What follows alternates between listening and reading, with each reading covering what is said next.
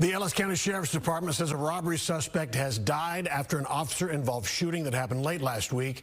It happened in Glen Heights, in a neighborhood northwest of Avila Road and I-35. Fox 4's Blake Hansen spoke with neighbors who heard the gunfire.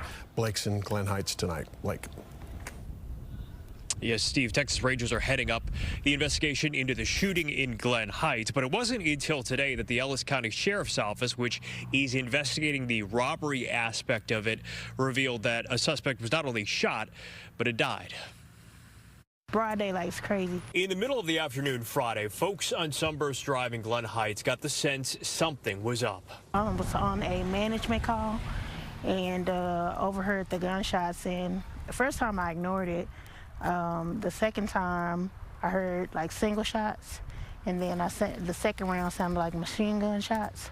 When Stephanie Norman made her way to the front of her house, she saw plenty of officers. By the time I made it to my neighbors, a couple of other police came out, and I saw a cop run out with his gun, and so I don't know what was going on. We didn't know. We had a lot of speculation, but we didn't know. Later that day, Texas Rangers released a statement saying Glen Heights officers responded to a robbery in progress at a home. Rangers said one of the suspects fired at officers and there was an officer-involved shooting. But the statement did not say whether anyone was injured. Finally, Thursday, the Ellis County Sheriff's Office, which is handling the robbery investigation, announced officers encountered individuals matching the description of the robbery suspects. An attempted apprehension of the suspects ensued, leading to an altercation in which officers discharged their firearms.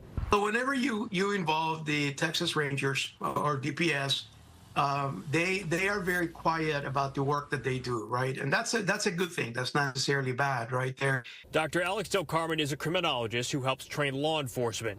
He notes more agencies, including departments like Fort Worth, Arlington, and Dallas, are quickly releasing some body camera footage of shootings involving officers. They basically released the body cam and dash cam video that, again, you know, it may be redacted, it may be edited.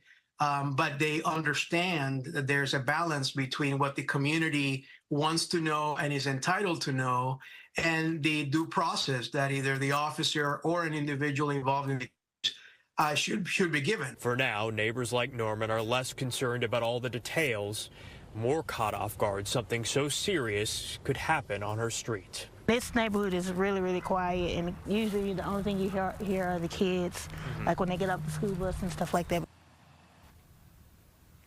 So now as we approach about a week since this incident, no identity released on that suspect, no release of any footage, and we have reached out to both investigating agencies seeking more clarity, but still a lot of questions tonight. Steve.